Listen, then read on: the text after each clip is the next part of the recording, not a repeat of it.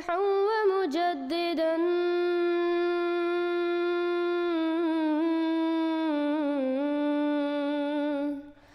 فارنوا بنظر طاهر وجنان.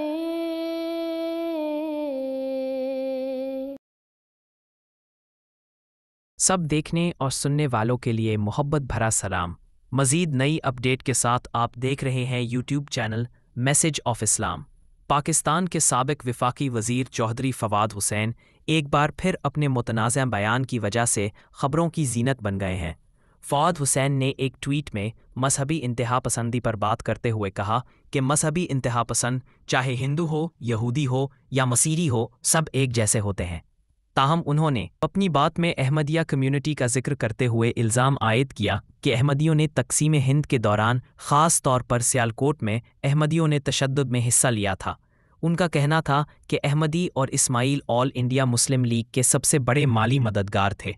فواد حسین کے اس بیان پر social media پر بحث چھڑ گئی. کچھ لوگوں نے ان کے تاریخی حوالوں سے اتفاق کیا، جبکہ کئی صارفین نے ان کے بیان کو اشتعال انگیز اور غیر ذمہ دارانہ قرار دیا. ایک احمدی سوشل میڈیا صارف نے لکھا کہ قیام پاکستان سے پہلے احمدیوں نے گستاخی کے قوانین کو سخت کرنے کی حمایت کی تھی. آج وہی قوانین ان کے خلاف استعمال ہو رہے ہیں. یہ یاد دہانی کہ مذہبی قوانین ہمیشہ انصاف اور تمام برادریوں کے تحفظ کے لیے بنی چاہیے. کسی صارف نے کچھ تاریخی سرکاری دستاویزات بھی شیئر کی جن میں 1948 میں مشرقی پنجاب کے فسادات میں احمدیوں کے مبینہ کردار کا ذکر تھا اور علم الدین شہید کی حمایت کے حوالے بھی دیے گئے. یاد رہے کہ فواد حسین نے 2014 میں بھی ایک ٹویٹ میں لکھا ہے. احمدیہ رہنما سر ظفر اللہ خان صاحب کا ذکر کرتے ہوئے کہا تھا کہ احمدیوں نے قرارداد مقاصد میں فعال کردار ادا کیا اور سر ظفر اللہ خان صاحب بھی کسی دوسرے مسلم لیگی رہنما کی طرح مذہبی رجحان رکھتے تھے.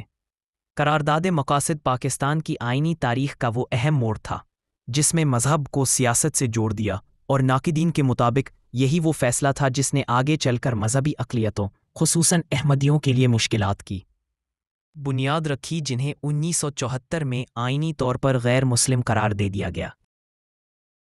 مزید نئی اپڈیٹ دیکھنے کے لیے چینل کو سبسکرائب اور ویڈیو کو شیئر ضرور کریں. کمنٹ سیکشن میں اپنی رائے ضرور دیں. آپ کہاں سے ہمارا پروگرام دیکھ رہے ہیں ضرور بتائیں. یوٹیوب چینل میسج آف اسلام. ہم تو رکھتے ہیں مسلمانوں کا دین، ہم تو رکھتے ہیں مسلمانوں کا دین، دل سے ہے خدا میں ختم المرسلین.